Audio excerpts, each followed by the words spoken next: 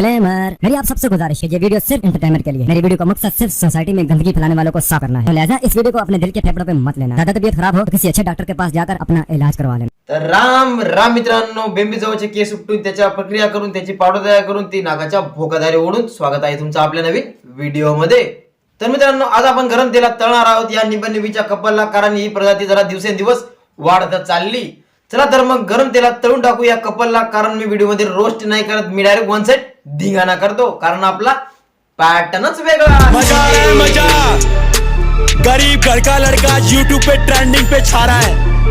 बड़े बड़े यूट्यूबर की बजा दी, जो बोलते थे हमारा यूट्यूब पे कब्जा है।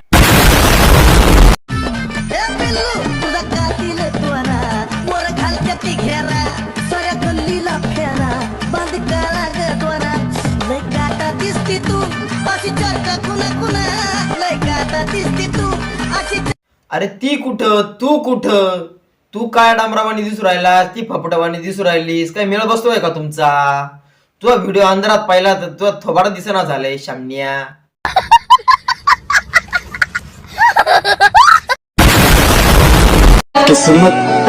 काय करताय तुम्ही?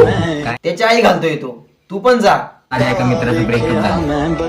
बरंच झालं, पण ते तुझ्यासोबत व्हायला पाहिजे होतं, म्हणजे आम्हाला ही व्हिडिओ पाहण्याची वेळ नसती आली। ये जो मजा है हिंदुस्तान के हर व्यक्ति को देना था।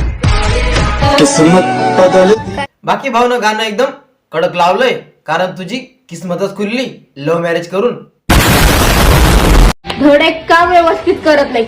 अगं बाई, त्याला धड एक काम जर नाही करता आलं असतं तर ही प्रजाती वाढलीच नसती ना।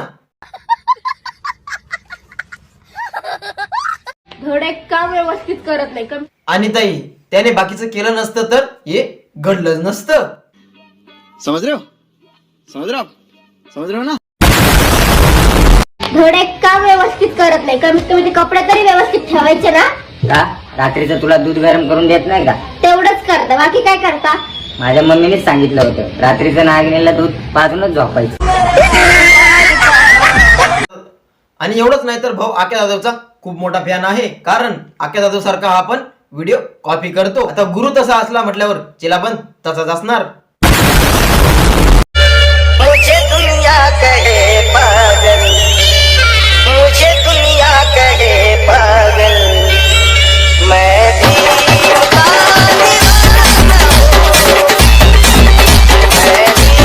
आहेसच तू पागल, म्हणून तर तुला दुनिया पागल म्हणते ना। आणि नसल तुला वाटत तू पागल आहेस तर एकदा कमेंट सेक्शन चेक कर जा, मग समजेल तुला। अच्छा ठीक है। आणि भाऊ जय भीम आहे आणि आपली ताई मराठा। आता यांचं दोघांचं कॉम्युनिकेशन म्हणजेच हे शिंगरू।